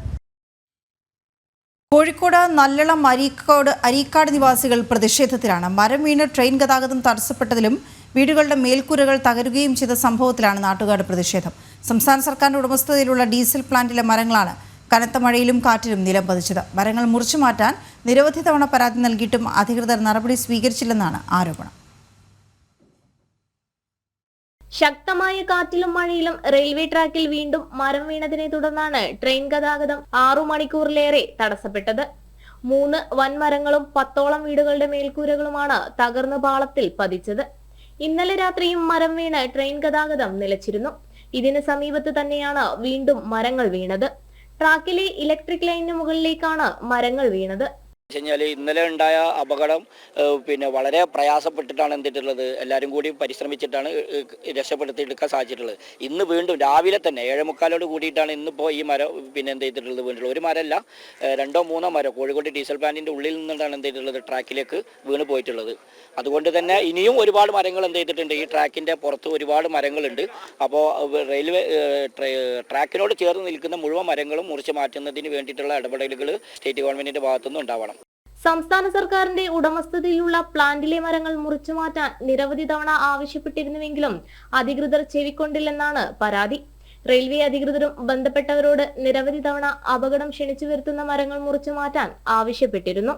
ഇത് ഡീസൽ പ്ലാന്റ് എന്ന് പറയുന്നത് സ്റ്റേറ്റ് ഗവൺമെന്റിന്റെ വൈദ്യുതി ബോർഡിന്റെ അധീനതയിലുള്ള സ്ഥലമാണ്. നിരവധി തവണ കഴിഞ്ഞ പ്രാവശ്യം ഞാൻ ഇവിടുത്തെ പൊതുപ്രവർത്തകൻ എന്നുള്ള നിലയിൽ കഴിഞ്ഞ പ്രാവശ്യം റെയിൽവേയുടെ ഉദ്യോഗസ്ഥന്മാരായിട്ട് ഈ കാര്യത്തെക്കുറിച്ച് സംസാരിച്ച സമയത്ത് അവർ പറഞ്ഞത് 13 പ്രാവശ്യമെങ്കിലും അവർക്ക് മെമ്മോ കൊടുത്തിട്ടുണ്ട് എന്നാണ്. ആ മെമ്മോ അവർ മുഖവിലേക്ക് എടുത്തിട്ടില്ല. റെയിൽവേ അധികൃതരുമായി സംസാരിച്ച് പ്രശ്നത്തിന് പരിഹാരമുണ്ടാക്കുമെന്നാണ് സ്ഥലം സന്ദർശിച്ച ശേഷം മന്ത്രി മുഹമ്മദ് റിയാസ് പറഞ്ഞത്. ജനങ്ങളുടെ ആശങ്ക പരിഹരിക്കുമെന്നും ഉടൻ യോഗം ചേരുമെന്നും മന്ത്രി പറഞ്ഞു. ഗതാഗതം പുനഃസ്ഥാപിച്ചെങ്കിലും ട്രെയിനുകൾ വൈകിയോടുകയാണ്. മംഗലാപുരം തിരുവനന്തപുരം വന്ദേ ഭാരത് 2 മണിക്കൂറോളം വൈകിയാണ് ഓടുന്നത്. Nizamuddin Ernakulam Mangala express, Amritsar Thiruvananthapuram north superfast express തുടങ്ങിയവയാണ് വൈകിയോടുന്ന പ്രധാന ട്രെയിനുകൾ. സ്റ്റേറ്റ് ഗവൺമെന്റിന്റെ ഉടമസ്ഥതയിലുള്ള ഡീസൽ പ്ലാന്റിലെ മരങ്ങളാണ് നിരവധി തവണ റെയിൽവേ ട്രാക്കിലേക്ക് കടപുഴകി വീണത്. നിരവധി തവണ റെയിൽവേ മെമ്മോ കൊടുത്തിട്ടും യാതൊരു തരത്തിലുള്ള നടപടിയും എടുത്തില്ല എന്നത് തന്നെയാണ് അധികൃതർ വിശദീകരിക്കുന്നത്. ക്യാമറമാൻ ശശികുമാർ പടന്നക്കാടിനോടൊപ്പം ദിസ്ന സുരേഷ്, ജനം, കോഴിക്കോട്. അറബിക്കടലിൽ മുങ്ങിയ കപ്പലിൽ നിന്ന് കൊല്ലം തീരത്തടിഞ്ഞ കണ്ടെയ്നർ നീക്കുന്നത് തുടരും. കടലിലൂടെയും കരയിലൂടെയും കണ്ടെയ്നറുകൾ കൊണ്ടുപോകുന്നതിൽ ബുദ്ധിമുട്ട് നേരിടുന്നുണ്ട്. കടൽ മാർഗം ഇന്നലെ കൊല്ലം തുറമുഖത്തേക്ക് ഒരു കണ്ടെയ്നർ എത്തിച്ചിരുന്നു. എം മനോജ് തയ്യാറാക്കിയ റിപ്പോർട്ട്. കൊല്ലം തീരത്തടിഞ്ഞ കണ്ടെയ്നറുകൾ നീക്കുന്നതിൽ സമയതാമസമുണ്ട് എന്നത് നേരത്തെ തന്നെ വ്യക്തമാക്കിയിരുന്നു. എന്തായാലും ഇപ്പോൾ കഴിഞ്ഞ ദിവസം ഈ തുറമുഖത്തേക്ക് എത്തിച്ചിരുന്ന ഈ കണ്ടെയ്നർ ഇവിടേക്ക് കൊണ്ടുവന്നിട്ടുണ്ടായിരുന്നു. അതിനെ ക്രെയിൻ ഉപയോഗിച്ച് ഇവിടെ ലിഫ്റ്റ് ചെയ്ത് മാറ്റിവെച്ചിരിക്കുന്ന ദൃശ്യങ്ങളാണ് നമ്മൾ കാണുന്നത്. അതോടൊപ്പം തന്നെ അതിനുള്ളിൽ വസ്തുക്കളുണ്ട് എന്ന് തന്നെയാണ് മനസ്സിലാക്കുന്നത്. അത് പൊട്ടിയ ഒരു നിലയിലാണ്. എന്തായാലും ഈ ഒരു പോർട്ടിൽ നിന്നും ഈ പരിശോധനയ്ക്ക് പരിശോധനയ്ക്കായി ഉദ്യോഗസ്ഥർക്ക് എത്തിയിരുന്നു. ചാക്കുകെട്ടുകൾ നമുക്ക് കാണാൻ സാധിക്കും. ഇതിലുള്ളത് പോളിത്തീൻ എന്ന് പറയുന്ന വസ്തുവാണ്. അതായത് ഈ PVC പൈപ്പുകൾ അങ്ങനെയുള്ള സാമഗ്രികളൊക്കെ ഉണ്ടാക്കാൻ വേണ്ടി ഉപയോഗിക്കുന്ന പോളിത്തീനാണ് ഇതിനുള്ളിലുള്ളത് എന്നാണ് മനസ്സിലാക്കുന്നത്. എന്തായാലും അത്തരത്തിലുള്ള വസ്തുക്കളുള്ള കണ്ടെയ്നറാണ്. കഴിഞ്ഞ ദിവസം വളരെ ബുദ്ധിമുട്ടോടു കൂടി തന്നെയാണ് ഈ കടലിലിറങ്ങി ഈ രക്ഷകൻ എന്ന് പറയുന്ന ഒരു ടീം അംഗങ്ങളാണ് ഈ കണ്ടെയ്നർ ഇങ്ങോട്ടേക്ക് കൊണ്ടുവന്നത്. എന്തായാലും ഇനിയും കടൽ കണ്ടെയ്നറുകളുണ്ട്, ഈ കരയ്ക്ക് അടിഞ്ഞ കണ്ടെയ്നറുകളുണ്ട്. അതൊക്കെ ഏത് തരത്തിലാണ് കൊണ്ടുവരിക എന്നതിനെ പറ്റിയിട്ടുള്ള ആലോചനകൾ നടക്കുന്നത്. ഇതിനോടനുബന്ധിച്ച് തന്നെ ഈ പോർട്ടിനടുത്തേക്കുള്ള മറ്റ് കണ്ടെയ്നറുകൾ കൊണ്ടുവരുവാനുള്ള ഒരു ശ്രമം നടത്തുന്നുണ്ട് എന്ന് തന്നെയാണ്. എന്തായാലും ഈ കടൽ മാർഗമോ അല്ലെങ്കിൽ കരമാർഗമോ കൊണ്ടുപോകുന്നതിലുള്ള ബുദ്ധിമുട്ട് കഴിഞ്ഞ ദിവസം തന്നെ പറഞ്ഞിരുന്നു. റോഡ് മാർഗം കൊണ്ടുപോകാനുള്ള ഒരു തീരുമാനമുണ്ടായിരുന്നു. പക്ഷേ അത് കൃത്യമായുള്ള റോഡ്, അതായത് ഈ തീരദേശ പ്രദേശങ്ങളിലെ റോഡ് വീതി കുറവായതിനാൽ തന്നെ കണ്ടെയ്നറുകൾ കൊണ്ടുപോകുന്നതിലുള്ള ബുദ്ധിമുട്ടുണ്ടായിരുന്നു. എന്തായാലും കടൽ മാർഗം തന്നെ കൊണ്ടുവരുവാനുള്ള ഒരു ശ്രമം നടത്തുമെന്നാണ് പറയുന്നത്. അതോടൊപ്പം തന്നെ ഈ കരയ്ക്കടിഞ്ഞ്, അതായത് കടൽ മാർഗം കൊണ്ടുവരാൻ പറ്റാത്തത് പിന്നീട് അത് പൊളിച്ചു നീക്കി, അതായത് ഗ്യാസ് കട്ടർ പോലുള്ള ഉപയോഗിച്ച് പൊളിച്ചു മാറ്റി ഇങ്ങോട്ടേക്ക് എത്തിക്കുമെന്നാണ് മനസ്സിലാക്കുന്നത്. എന്തായാലും ഇവിടേക്ക് എത്തിക്കുവാനാണ് ഒരു തീരുമാനമായിട്ടുള്ളത്. ഇത്തരത്തിലുള്ള വസ്തുക്കളാണ് നിലവിൽ ഈ കണ്ടെയ്നറുകളിൽ നിന്നും കണ്ടെത്തിയിട്ടുള്ളത്. നേരത്തെ സൂചിപ്പിച്ചതുപോലെ തന്നെ ഈ കടൽ മാർഗം ഈ കാറ്റ് രൂക്ഷമാണ്. അതോടൊപ്പം തന്നെ ഈ കൊണ്ടുവരുന്ന, അതായത് ഈ കണ്ടെയ്നറുകൾ ഒരു ബോട്ടിൽ കെട്ടിയാണ് ഇങ്ങോട്ടേക്ക് എത്തിച്ചിട്ടുണ്ടായിരുന്നത്. അതിനുശേഷമാണ് ഈ ക്രെയിൻ ഉപയോഗിച്ച് ഇവിടേക്ക് ലിഫ്റ്റ് ചെയ്ത് വെച്ചിട്ടുള്ളത്. ഇതുപോലെ സമീപത്തുള്ള കണ്ടെയ്നറുകൾ ഇങ്ങോട്ടേക്ക് എത്തിക്കുവാനുള്ള ശ്രമം ഉണ്ടാകുമെന്ന് തന്നെയാണ് പറയുന്നത്. ഈ ശക്തികുളങ്ങരയിലടക്കം കണ്ടെയ്നറുകളുണ്ട്. അതൊക്കെ തന്നെ ഈ കടൽ മാർഗം കൊണ്ടുവരുന്നതിലുള്ള ബുദ്ധിമുട്ട് അത് വളരെ വലുതാണ്. കാരണം ഒരു 3 സെറ്റ്, അതായത് 3 സെറ്റ് കണ്ടെയ്നറുകൾ മാത്രം ഒരു സ്ഥലത്തുണ്ട്. അത്തരത്തിൽ നിരവധി ഇടങ്ങളിൽ ഈ കണ്ടെയ്നറുകളുണ്ട്. അതൊക്കെ ഇങ്ങോട്ടേക്ക് കൊണ്ടുവരുവാനുള്ള ഒരു ശ്രമം നടത്തുന്നുണ്ട് എന്ന് തന്നെയാണ് അറിയുവാൻ സാധിച്ചത്. എന്തായാലും അത് സമയതാമസം എടുക്കുമെന്ന് തന്നെ നമുക്ക് മനസ്സിലാക്കാം. കാരണം കഴിഞ്ഞ ദിവസമാണ് ഒരു കണ്ടെയ്നർ പരീക്ഷാടിസ്ഥാനത്തിൽ ഇങ്ങോട്ടേക്ക് എത്തിച്ചിട്ടുള്ളത്. ഇനിയും നിരവധി കണ്ടെയ്നറുകളുണ്ട്. അതൊക്കെ കൊണ്ടുവരുവാനുള്ള ഒരു ശ്രമം എല്ലാ ഭാഗത്തു നിന്നും ഉണ്ടാകും എന്ന് തന്നെയാണ് അറിയിച്ചിട്ടുള്ളത്. ബിജു പരവിനൊപ്പം എം മനോജ്, ജനം, കൊല്ലം. അറബിക്കടലിൽ മുങ്ങിയ ചരക്ക് കപ്പലിലെ കണ്ടെയ്നറുകൾ വർക്കല, അഞ്ചുതെങ്ങ്, ഇടവ തീരങ്ങളിലും അടിഞ്ഞു. ഒഴിഞ്ഞ നിലയിലാണ് കണ്ടെയ്നറുകൾ തീരത്തടിഞ്ഞത്. ഈ കണ്ടെയ്നറുകളിൽ ആശങ്കപ്പെടേണ്ട വസ്തുക്കൾ ഇല്ലെന്ന് മലിനീകരണ നിയന്ത്രണ ബോർഡ് അറിയിച്ചു. അറബിക്കടലിൽ മുങ്ങിയ ചരക്ക് കപ്പലിൽ നിന്നുള്ള കൂടുതൽ കണ്ടെയ്നറുകൾ തിരുവനന്തപുരം ജില്ലയുടെ തീരപ്രദേശങ്ങളിലടക്കം അടിയുകയാണ്. വർക്കലയ്ക്ക് പിന്നാലെ 5 തെങ്ങിലും കണ്ടെയ്നറുകൾ അടിഞ്ഞിട്ടുണ്ട്. വർക്കല മാന്ത്ര ബീച്ചിൽ പാറയിടിക്കലടിഞ്ഞത് കണ്ടെയ്നറിന്റെ അവശിഷ്ടങ്ങൾ മാത്രമാണ്. കണ്ടെയ്നർ എല്ലാം പൊട്ടിപ്പൊളിഞ്ഞ് സാധനങ്ങൾ നഷ്ടപ്പെട്ട നിലയിലും. അപകടകരമായ വസ്തുക്കൾ ഉണ്ടെന്നും കണ്ടെയ്നർ തുടരുത്, അടുത്തു പോകരുതെന്ന് അടക്കമുള്ള നിർദ്ദേശങ്ങൾ നേരത്തെ തന്നെ നൽകിയിട്ടുണ്ട്. ഇന്ന് രാവിലെയാണ് തിരുവനന്തപുരം ജില്ലയിലെ അതിർത്തി തീരപ്രദേശങ്ങളായ 5 തെങ്ങ്, അയിരൂർ, വർക്കല, ഇടവ പ്രദേശങ്ങളിൽ കണ്ടെയ്നറുകൾ അടിഞ്ഞത്. 5 തെങ്ങ്, മാമ്പള്ളി, മുതലപ്പുഴി എന്നീ തീരങ്ങളിൽ കണ്ടെയ്നറിലെ പാഴ്സലുകളും ഒഴുകി നടക്കുന്നതായാണ് കോസ്റ്റൽ പോലീസ് അറിയിച്ചത്. ഉപ്പുകല്ലുകൾ പോലെയുള്ള വസ്തുക്കൾ തീരത്ത് വെള്ള നിറത്തിൽ അടിഞ്ഞുകൂടിയിട്ടുണ്ട്. പാപനാശം തീരത്ത് ഒഴുകി നടന്ന പൊളിഞ്ഞ കണ്ടെയ്നർ വർക്കല ടൂറിസം പോലീസും നാട്ടുകാരും ചേർന്ന് കയറുകെട്ടി കരയിലേക്ക് വലിച്ചു കയറ്റി.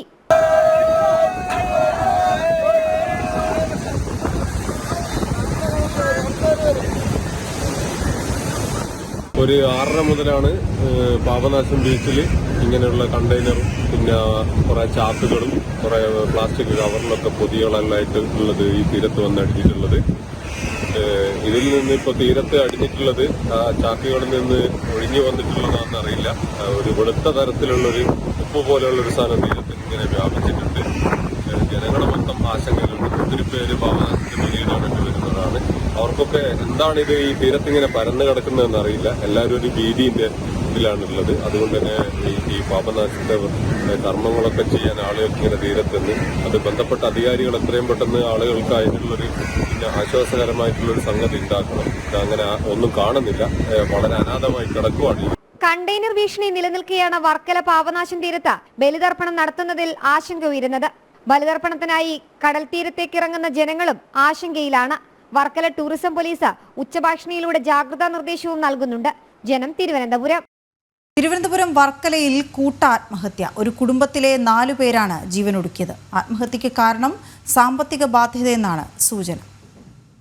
വിവരങ്ങളുമായി പ്രജിത്ത് മോഹനൻ ചേരുന്നു. പ്രജിത്ത്, എപ്പോഴാണ് ഇവരെ ആത്മഹത്യ ചെയ്ത നിലയിൽ കണ്ടെത്തിയത്? എന്താണ് കാരണം എന്നുള്ളതിൽ വ്യക്തത വന്നിട്ടുണ്ടോ? വീണ ഇന്ന് രാവിലെ 9 മണിയോടെയാണ് ഇങ്ങനൊരു സംഭവം നടക്കുന്ന വിവരം അയൽക്കാർ അറിയുന്നതും പിന്നീട് പോലീസിന് വിവരം ലഭിക്കുന്നതും. തിരുവനന്തപുരം വക്കം സ്വദേശികളായിട്ടുള്ള അനിൽകുമാർ, അദ്ദേഹത്തിന്റെ ഭാര്യയായിട്ടുള്ള ഷീജ, കോളേജ് വിദ്യാർത്ഥികളായ ആദർശ്, അശ്വിൻ എന്നിവരാണ് മരിച്ചിരിക്കുന്നത്. മരിച്ച അനിൽകുമാറിന് 54 വയസ്സുണ്ട്. വക്കം ഫാമേഴ്സ് സഹകരണ ബാങ്കിലെ അക്കൗണ്ടന്റ് ആണ് ഇയാൾ എന്നുള്ളതാണ് മനസ്സിലാക്കുന്നത്. വീട്ടിലെ ഹാളിനുള്ളിലാണ് തൂങ്ങി മരിച്ച നിലയിൽ 4 പേരുടെയും മൃതദേഹങ്ങൾ കണ്ടെത്തുന്നത്. സാമ്പത്തിക ബാധ്യത കാരണമുള്ള ആത്മഹത്യ എന്നുള്ളതാണ് ഇപ്പോഴും ലഭ്യമാകുന്ന സൂചന. ഇതിനപ്പുറത്തേക്കുള്ള കാരണങ്ങളൊന്നും പോലീസിന്റെ ഭാഗത്ത് നിന്ന് നമുക്ക് അത്തരം വിവരങ്ങളൊന്നും ലഭിക്കുന്നില്ല. വക്കം വെളിവിളാകം ക്ഷേത്രത്തിന് സമീപമാണ് ഈ വീടുള്ളത്. ഈ കുടുംബത്തിന്റെ സാമ്പത്തിക ബാധ്യതയെ പറ്റി നാട്ടുകാരൊക്കെ പറയുന്നുണ്ട്, അല്ലെങ്കിൽ ചിലരൊക്കെങ്കിലും വ്യക്തമാക്കുന്നുണ്ട്. പക്ഷെ അതിനപ്പുറത്തേക്കുള്ളൊരു ആത്മഹത്യയിലേക്ക് പോകാനുള്ള മാത്രം വലിയ കടബാധ്യത ഉണ്ടായിരുന്നോ എന്നുള്ള കാര്യത്തിൽ അവർക്കും വ്യക്തതയില്ല. എന്തായാലും പോലീസിന്റെ അന്വേഷണം തുടരുകയാണ്. ആത്മഹത്യ എന്ന നിലയിൽ ഉറപ്പിച്ചാണ് ഈ ഘട്ടത്തിൽ പോലീസ് പരിശോധനകൾ തുടരുന്നത്. മറ്റു കാരണങ്ങൾ എന്തെങ്കിലും ഉണ്ടോ എന്നുള്ളത് തുടരന്വേഷണത്തിൽ നിന്ന് മാത്രമായിരിക്കും കണ്ടെത്താൻ കഴിയുക. ശരി പ്രജിത്ത്. സംസ്ഥാനത്ത് അടുത്ത പോലീസ് മേധാവിയെ തിരഞ്ഞെടുക്കാനുള്ള പട്ടിക പൂർത്തിയായി. MR അജിത് കുമാർ ഉൾപ്പെടെ 6 ഉദ്യോഗസ്ഥരുടെ പട്ടിക സർക്കാർ കേന്ദ്രത്തിന് കൈമാറി. നിലവിലെ DGP ഷെയ്ഖ് ദർവേസ് സാഹിബിന്റെ കാലാവധി ജൂൺ 30 അവസാനിക്കാനിരിക്കെയാണ് മുഖ്യമന്ത്രി അംഗീകരിച്ച പട്ടിക കേന്ദ്രത്തിന് കൈമാറിയത്. DGPമാരായ നിതിൻ അഗർവാൾ, റവാഡ ചന്ദ്രശേഖർ, മനോജ് എബ്രഹാം, സുരേഷ് പുരോഹിത്, യോഗേഷ് ഗുപ്ത തുടങ്ങിയവരാണ് MR അജിത് കുമാറിനെ കൂടാതെ പട്ടികയിലുള്ള മറ്റുദ്യോഗസ്ഥർ. സീനിയോറിറ്റി അടിസ്ഥാനത്തിലാണ് മുഖ്യമന്ത്രി അംഗീകരിച്ച 6 അംഗ പട്ടിക കേന്ദ്രത്തിന് കൈമാറിയത്. UPSC ചെയർമാന്റെ നേതൃത്വത്തിലുള്ള സമിതി യോഗം ചേർന്ന ലിസ്റ്റിൽ നിന്നും 3 പേരെ തെരഞ്ഞെടുക്കും. ഉദ്യോഗസ്ഥരുടെ സീനിയോറിറ്റിയും പ്രവർത്തനവും സ്വഭാവശുദ്ധിയും കണക്കാക്കിയാകും കേന്ദ്രം പട്ടിക നിശ്ചയിക്കുക. തുടർന്ന് തിരഞ്ഞെടുത്ത 3 പേരുടെ പട്ടിക കേരളത്തിന് കൈമാറും. മെയ് മാസം അവസാനത്തോടെ ഇതിനായുള്ള യോഗം നടക്കും. കേന്ദ്രം നൽകുന്ന 3 അംഗ പട്ടികയിൽ നിന്നുള്ള ഒരാളെയാകും സംസ്ഥാന സർക്കാർ പോലീസ് മേധാവിയായി തിരഞ്ഞെടുക്കുക. പട്ടികയിലുള്ള 2 ഉദ്യോഗസ്ഥർ നിലവിൽ കേന്ദ്ര ഡെപ്യൂട്ടേഷനിലാണ്. സുരേഷ് രാജ് പുരോഹിത് SPGയിലും റവാഡ ചന്ദ്രശേഖർ IBയിലുമാണ്. സംസ്ഥാന പോലീസ് മേധാവിയായി പരിഗണിച്ചാൽ സംസ്ഥാനത്ത് തിരിച്ചെത്താമെന്ന് ഇരുവരും സർക്കാരിന് രേഖാമൂലം ഉറപ്പു നൽകി. ഇതിന് പിന്നാലെയാണ് ഡെപ്യൂട്ടേഷനിലുള്ള ഉദ്യോഗസ്ഥരെ കൂടി ചേർത്തുകൊണ്ട് 6 അംഗ പട്ടിക പൂർത്തീകരിച്ചത്. ജനം, തിരുവനന്തപുരം. സർക്കാരിന് ഹൈക്കോടതിയുടെ വിമർശനം. ഡിജിറ്റൽ സർവകലാശാല വൈസ് ചാൻസലർ ഡോക്ടർ സിസ തോമസിന്റെ വിരമിക്കൽ ആനുകൂല്യങ്ങൾ തടഞ്ഞുവെച്ചത് തികച്ചും അപരിചിതമായ കാര്യമെന്ന് ഹൈക്കോടതി ചൂണ്ടിക്കാട്ടി. 2 വർഷമായി എന്താണ് അന്വേഷിക്കുന്നതെന്നും കോടതി സർക്കാരിനോട് ആരാഞ്ഞു. അധ്യാപന ജോലിയിൽ നിന്നും വിരമിച്ച് 2 വർഷം പിന്നിട്ടിട്ടും അച്ചടക്ക നടപടിയുടെ പേരിൽ ഡിജിറ്റൽ സർവകലാശാല താൽക്കാലിക VC കൂടിയായ ഡോക്ടർ സിസ തോമസിന്റെ പെൻഷൻ ആനുകൂല്യം തടഞ്ഞുവെച്ചതിലാണ് സംസ്ഥാന സർക്കാരിന് ഹൈക്കോടതിയുടെ വിമർശനം. തീർത്തും അപരിചിതമായ കാര്യമാണിത്.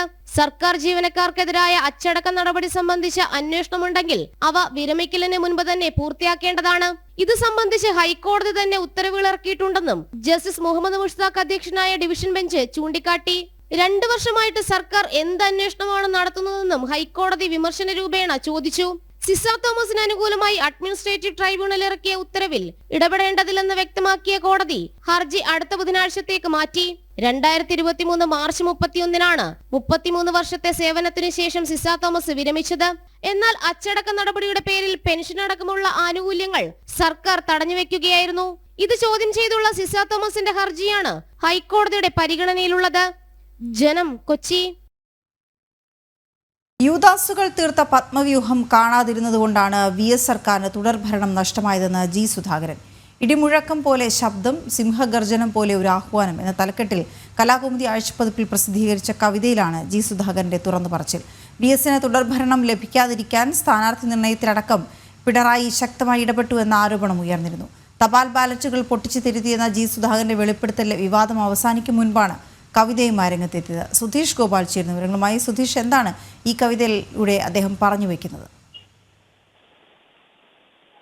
VS അച്യുതാനന്ദനെ കുറിച്ചുള്ള ഉയർത്തലുകളും അദ്ദേഹത്തിന്റെ സമര ചരിത്രങ്ങളൊക്കെയാണ് പ്രധാനമായും ഈ കവിതയിൽ പറയുന്നതെങ്കിൽ പോലും ഇതിൽ പറയാതെ പറയുന്ന, ഇല്ലെങ്കിൽ ആ വരികളിലൂടെ നമുക്ക് പറയുന്നതെങ്കിൽ പോലും ഇതിൽ പറയാതെ പറയുന്ന, ഇല്ലെങ്കിൽ ആ വരികളിലൂടെ നമുക്ക് പെട്ടെന്ന് ഉൾക്കൊള്ളാൻ കഴിയുന്നത്, നമ്മളിലേക്ക് പ്രചരിക്കുന്നത് മറ്റ് ചില സന്ദേശങ്ങളാണ്. അതിൽ ഏറ്റവും പ്രധാനമായും VS അച്യുതാനന്ദന് തുടർഭരണം നഷ്ടമായത് CPMലെ യൂദാസുകളുടെ പ്രവൃത്തി കൊണ്ടാണ് എന്നത് അടിവരയിട്ട് പറയുന്നു. അതിൽ ഏറ്റവും പ്രധാനമായും പറയുന്നത് അന്ന് ഈ മണ്ഡലങ്ങൾ ജയിക്കാൻ പ്രതീക്ഷിക്കാത്ത 15 മണ്ഡലങ്ങൾ ജയിക്കുമ്പോൾ 14 തോക്കുന്നു. ആ തോൽവിയാണ് തുടർഭരണത്തിന് ഏറ്റവും പ്രധാനമായും തടസ്സമുണ്ടായതെന്നാണ് സുധാകരൻ പറഞ്ഞു വെക്കുന്നത്. എന്നാൽ ഏറ്റവും പ്രധാനമായും പറയുന്നത് അത്തരം യൂദാസുകളാണ് തുടർഭരണം നഷ്ടപ്പെടുത്തിയത്. പാർട്ടിയെ പ്രതിസ്ഥാനത്ത് നിർത്തുന്നു. അതിലുപരിയായി അന്നത്തെ പാർട്ടി സെക്രട്ടറിയും ആരോപണ വിധേയനാവുന്ന ഒരു പരാമർശമാണ് അതിലൂടെ ഉണ്ടാവുന്നത്. അതിനേക്കാൾ പ്രധാനമായും പറയുന്നത് ഒരു ആയുധവും ഇല്ലാതെയാണ് VS പടനയിച്ചത് എന്ന് പറയുമ്പോൾ അതും മറ്റു ചില സൂചനയാണ്. ആയുധങ്ങളില്ലാതെ പടനയിച്ച മറ്റ് പിണറായി വിജയൻ്റെയും മറ്റും ചില പ്രസംഗങ്ങളൊക്കെ ഉണ്ട്. അപ്പോൾ അത്തരം ഉള്ളതിനൊക്കെ മറുപടിയാണ്. അതിലുപരിയായി പറയുന്നത് നവകേരളം, അതിനു വേണ്ടത് കുട്ടനാട് പോലുള്ള ഇടത്തെ അധ്വാനമാണ്. അവിടുത്തെ പാടങ്ങൾ നെൽക്കതിരുകൾ വിളഞ്ഞു കിടക്കുന്ന അത്തരം ഒരു ദിനമാണ് വരേണ്ടത് എന്നും പറഞ്ഞു വെക്കുന്നുണ്ട്.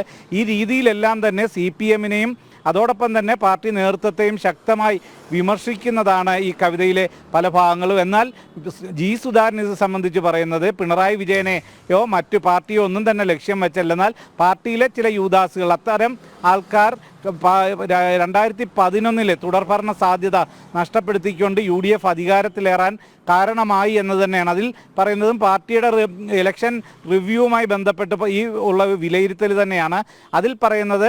തോൽക്കുമെന്ന് പ്രതീക്ഷിച്ചിരുന്ന 14 മണ്ഡലങ്ങൾ ജയിച്ചപ്പോൾ ആ ഒരു ജയസാധ്യത നിലനിൽക്കുമ്പോഴാണ് അത്തരം ഒരു തെരഞ്ഞെടുപ്പിലാണ് 15 മണ്ഡലങ്ങൾ, വളരെ വിജയപ്രതീക്ഷയുള്ള 15 മണ്ഡലങ്ങൾ തോൽക്കുന്നത്.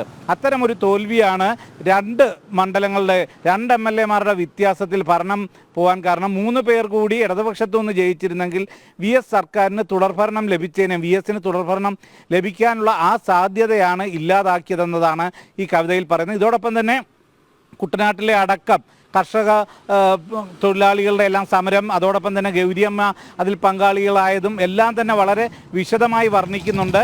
അതിൽ VS സർക്കാരിൻ്റെ ആ ഭരണ നേട്ടങ്ങളും ഇതെല്ലാം പറയുന്ന ഒരു കവിതയാണ്. പ്രധാനമായും ഇത് VS-ൻ്റെ ഗുണങ്ങൾ, അത് സുധാകരനെ പോലെ ഒരു നേതാവ് VS-നെ ഇത്രയേറെ പുകഴ്ത്തുന്നു എന്നതും ഈ ഒരു ഘട്ടത്തിൽ നമുക്ക് എടുത്തു പറയേണ്ട ഒരു കാര്യം തന്നെയാണ്. ഓക്കെ, ശരി സുധീഷ്. ശബരിമലയിലെ റോപ്പ് വേ വിഷയം ജൂൺ 9 മുഖ്യമന്ത്രിയുടെ നേതൃത്വത്തിൽ ചേരുന്ന വന്യജീവി ബോർഡ് പരിഗണിക്കുമെന്ന് Devaswom board president advocate PS Prasad. സാങ്കേതികമായുള്ള അനുമതി മാത്രമാണ് അവിടെ നിന്ന് ലഭിക്കാനുള്ളത്. അത് ഉടൻ തന്നെ ലഭിക്കുമെന്നാണ് പ്രതീക്ഷിക്കുന്നത്. അനുമതി ലഭിച്ചാൽ ഉടൻ പദ്ധതിക്ക് തറക്കല്ലിടുമെന്നും ദേവസ്വം ബോർഡ് പ്രസിഡന്റ് ജനം TV-യോട് പറഞ്ഞു. ശബരിമല റോപ്പ് വേ പദ്ധതിയുമായി ദേവസ്വം ബോർഡിന് മുൻപോട്ട് പോകണമെങ്കിൽ മുഖ്യമന്ത്രി പിണറായി വിജയൻ അധ്യക്ഷനായ വന്യജീവി ബോർഡിന്റെ അനുമതി അനിവാര്യമാണ്. എന്നാൽ വിഷയം പരിഗണിക്കുന്നതിൽ വന്ന കാലതാമസം ദേവസ്വം ബോർഡിന് അതൃപ്തി ഉണ്ടാക്കിയിരുന്നു. കഴിഞ്ഞ മണ്ഡലകാലം കഴിഞ്ഞാലുടൻ പദ്ധതിക്ക് തറക്കല്ലിടാനായിരുന്നു നീക്കം. എന്നാൽ ജൂൺ 9 വന്യജീവി ബോർഡ് വിഷയം പരിഗണിക്കുമെന്ന് Devaswom board president advocate PS Prashant പറഞ്ഞു. ജൂൺ 9 മുഖ്യമന്ത്രി അധ്യക്ഷനായിട്ടുള്ള വൈൽഡ് വെൽഫെയർ ബോർഡുണ്ട്, അത് ചേരുന്നൊന്നും ഞാൻ മനസ്സിലാക്കുന്നത്. അതിന് ഒരു സാങ്കേതികമായ പ്രശ്നം മാത്രമാണ്. അവിടെ നിന്നൊരു ചെറിയ പെർമിഷൻ കിട്ടിയാൽ നമുക്ക് അതൊന്ന് വെച്ച് അജണ്ടയാക്കി പാസ്സാക്കണം. ഇവിടുത്തെ നോഡൽ ഓഫീസർ കേന്ദ്ര പരിസ്ഥിതി മന്ത്രാലയത്തിലേക്ക് ബാക്കിയൊക്കെ കാര്യങ്ങൾ കഴിഞ്ഞു. ഇനി വെറും സാങ്കേതികമാണ്, അതൊക്കെ വളരെ പെട്ടെന്ന് തന്നെ കിട്ടും. അനുമതി ലഭിച്ചാൽ ഉടൻ പദ്ധതിക്ക് തറക്കല്ലിടുമെന്നും അദ്ദേഹം അറിയിച്ചു. ഞങ്ങൾ ഉദ്ദേശിക്കുന്നത് ഈ പറയുന്ന മെയ് കഴിഞ്ഞു ജൂണിലെങ്കിലും ഇത് നമുക്ക് ഇതിൻ്റെ ശിലാസ്ഥാപനം നിർവഹിക്കണം എന്ന് തന്നെയാണ് ഞങ്ങൾ ആഗ്രഹിക്കുന്നത്. അതിനുവേണ്ടി ദേവസ്വം വകുപ്പ് മന്ത്രിയുടെ നേതൃത്വത്തിൽ അശ്രാന്ത പരിശ്രമം നടന്നുകൊണ്ടിരിക്കുകയാണ്. തറക്കല്ലിട്ടാൽ 24 മാസം കൊണ്ട് പണി പൂർത്തീകരിക്കാനാണ് ലക്ഷ്യം വെക്കുന്നത്. എന്നാൽ റോപ്വേയിൽ ഭക്തരെ കൊണ്ടുപോകാൻ അനുവദിക്കില്ല എന്ന ഉറച്ച നിലപാടിലാണ് വനം വകുപ്പ്. ജനം, കൊച്ചി. സമസ്ത മുഖപത്രത്തിലെ രാജ്യവിരുദ്ധ പരാമർശത്തിൽ പ്രതിഷേധം ശക്തമാകുന്നു. സുപ്രഭാതത്തിലെ ലേഖനം പാകിസ്ഥാനിൽ കമ്പോസ് ചെയ്തതാണെന്ന് തോന്നിപ്പോകുമെന്ന് കേസരി മുഖ്യപത്രാധിപൻ ഡോക്ടർ NR മധു. ലേഖനം അടിമുടി രാജ്യവിരുദ്ധമെന്നും അവാസ്തവമെന്നും NR മധുവിൻ്റെ വിമർശനം.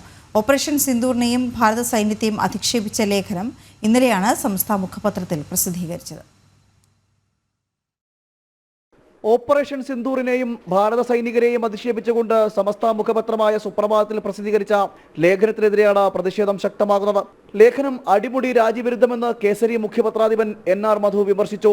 ലേഖനത്തിലെ ഉള്ളടക്കം ശ്രദ്ധിച്ചാൽ പാകിസ്ഥാനിൽ കമ്പോസ് ചെയ്തതാണോ എന്ന് സംശയിച്ചു പോകുമെന്നും NR മധു വിമർശിച്ചു. ഭാരതത്തിലെ ഐതിഹാസിക യുദ്ധവിജയം പരാജയമാണെന്ന തരത്തിലാണ് സമസ്ത മുഖപത്രം ലേഖനം എഴുതിയതെന്നും NR മധു പറയുന്നു. ഭാരതത്തിൻ്റെ ഐതിഹാസികമായ സിന്ദൂർ യുദ്ധ വിജയത്തെ ഒരു വലിയ പരാജയമായും ഭാരതം പാകിസ്ഥാനോട് പരാജയപ്പെട്ടു എന്ന രീതിയിൽ ചൈനയുടെ പക്ഷത്ത് നിന്നുകൊണ്ടുള്ള ഒരു വാർത്ത, ഒരു റഷീദുദ്ദീനാണ് ഈ വാർത്ത കൊടുത്തിരിക്കുന്നത്. രസകരമായ നിരവധി പരാമർശങ്ങളുണ്ട്, നമ്മളെ ഞെട്ടിക്കുന്ന പരാമർശങ്ങളാണ്. ഇത് സമസ്തയുടെ മുഖപത്രമാണെന്നാണ് ഞാൻ മനസ്സിലാക്കുന്നത്. പാകിസ്ഥാന്റെ ആണവപ്പുരകളെയും എയർ സ്ട്രിപ്പുകളെയും ഉഴുതുമറിച്ച് ഭാരതം മറുപടി നൽകിയത് കേരളത്തിലെ ജിഹാദികൾക്ക് വേദന ഉണ്ടാക്കിയതും അതാണ് പാകിസ്ഥാനെയും ചൈനയെയും മഹത്വവൽക്കരിച്ച് ലേഖനം എഴുതിയതെന്നും NR മധു വിമർശിച്ചു.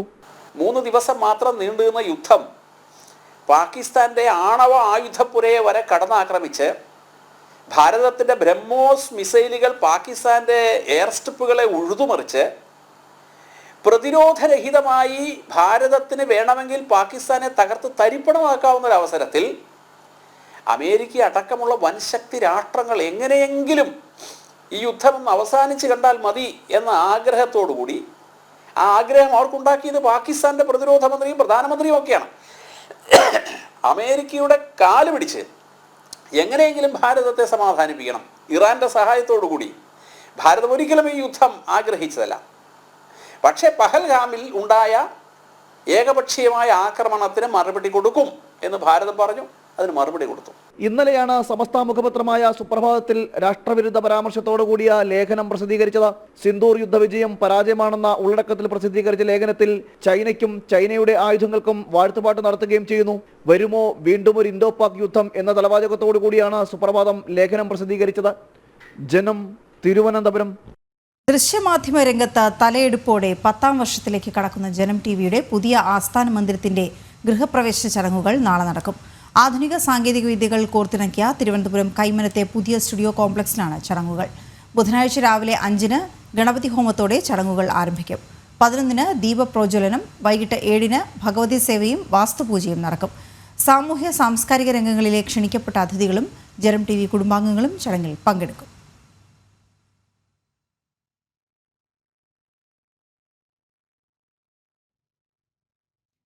ഇന്ത്യ വിരുദ്ധതയാണ് പാകിസ്ഥാന്റെ ദേശീയതയെന്ന് മാധ്യമപ്രവർത്തകനും എഴുത്തുകാരനുമായ S. ഗുരുമൂർത്തി.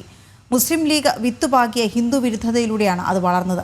സ്വന്തം സൈന്യത്തെ പോലും നിയന്ത്രിക്കാനാകാത്ത പാകിസ്ഥാൻ പിന്നെങ്ങനെ അവിടുത്തെ ഭീകരരെ നിലയ്ക്ക് നിർത്തുമെന്നും S. ഗുരുമൂർത്തി ചോദിച്ചു.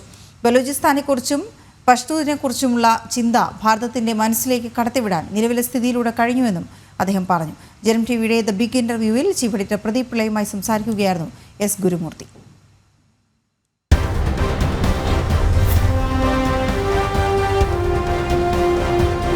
The ruling administration, civil administration says yes, ceasefire. Even the army to an extent says ceasefire, but in the night we see them. That's why I'm saying Pakistan is an anarchic country. It doesn't function under the orders of anybody. So you cannot trust Pakistan when it says we will not have war with you. That is, it cannot control even its army. How can they control the terrorists? So Pakistan is always in a permanent state of war with India, psychologically, intentionally, and it will always hit India. On that there is no doubt. We should be prepared for it. Pakistan's hatred for India is rooted in Muslim League's hatred for Hindus. Pakistan's nationalism is anti-India, as Christopher Jefferson said. So now you can't deal with this Pakistan and have peace. A very different Pakistan is needed for Pakistan to have peace and for us to have peace with that Pakistan. I think Pakistan has created a huge thinking in the Indian establishment about Baluchis and Pashtuns. Yes.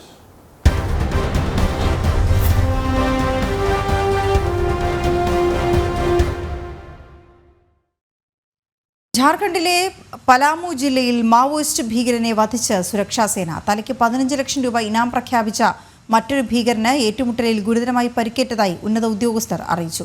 പ്രദേശത്ത് നിന്ന് ആയുധശേഖരവും പിടികൂടി.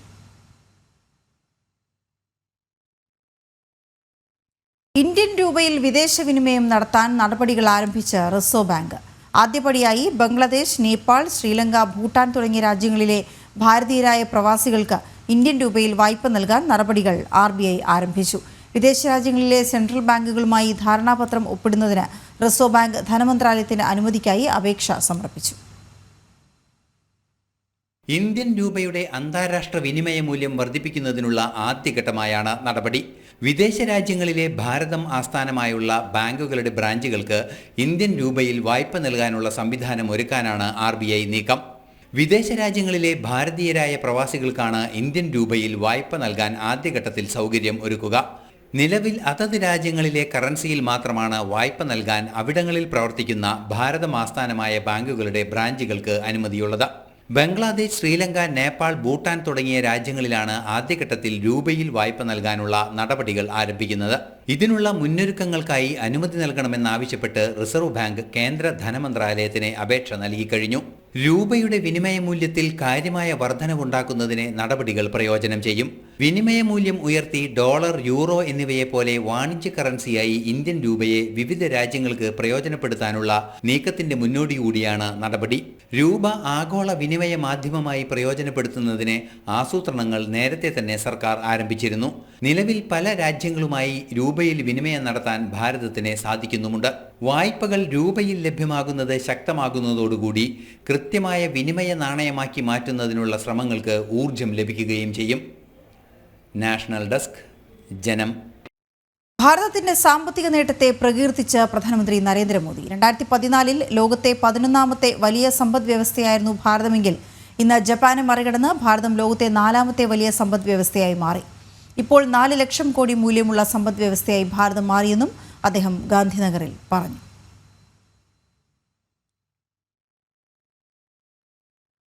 വെടിനിർത്തൽ ധാരണയ്ക്കായി America മധ്യസ്ഥത വഹിച്ചിട്ടില്ല എന്ന് ആവർത്തിച്ച് വിദേശകാര്യമന്ത്രി S. Jaishankar.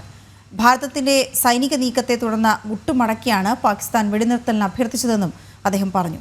German പത്രത്തിന് നൽകിയ അഭിമുഖത്തിലാണ് ജയശങ്കർ ഇക്കാര്യം വ്യക്തമാക്കിയത്. അതേസമയം ചൈന പാക് ബന്ധത്തിൽ ഭാരതത്തിന് ആശങ്കയുണ്ടെന്നും അദ്ദേഹം വ്യക്തമാക്കി. വിദേശകാര്യ സെക്രട്ടറി വിക്രം മിശ്രി ത്രിദിന സന്ദർശനത്തിനായി US-ലേക്ക്. 29 വരെയാണ് വിദേശകാര്യ സെക്രട്ടറിയുടെ സന്ദർശനം. ട്രംപ് സർക്കാരിലെ ഉന്നതരുമായി അദ്ദേഹം കൂടിക്കാഴ്ച നടത്തും. ഫെബ്രുവരിയിൽ പ്രധാനമന്ത്രിയുടെ അമേരിക്കൻ സന്ദർശനത്തിന് തുടർച്ചയെന്നോണമാണ് വിദേശകാര്യ സെക്രട്ടറിയുടെ സന്ദർശനം. 2030 ഉഭയകക്ഷി വ്യാപാരം $500 ബില്യൺ എത്തിക്കുകയാണ് ലക്ഷ്യം. പ്രതിരോധ മേഖലയിലെ സ്വാശ്രയ കുതിപ്പിന് ഒരു പൊൻതൂവൽ കൂടി.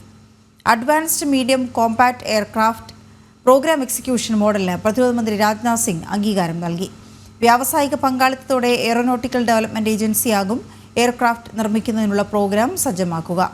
പ്രോഗ്രാം സജ്ജമാകുന്നതോടെ 5ാം തലമുറ അഡ്വാൻസ്ഡ് മീഡിയം കോമ്പാക്ട് എയർക്രാഫ്റ്റുള്ള 5ാമത്തെ രാജ്യമായി ഭാരതം മാറും. വ്യോമയാന മേഖലയിൽ ആത്മനിർഭരതയിലേക്കുള്ള സുപ്രധാന ചുവടുവയ്പ്പാണിതെന്ന് പ്രതിരോധ മന്ത്രിയുടെ ഓഫീസ് അറിയിച്ചു.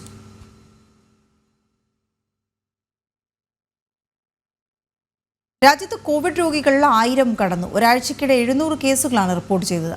ആശങ്കപ്പെടേണ്ട സാഹചര്യമില്ലെന്ന് ICMR അറിയിച്ചു. കേരളത്തിലാണ് കൂടുതൽ കേസുകൾ റിപ്പോർട്ട് ചെയ്തത്.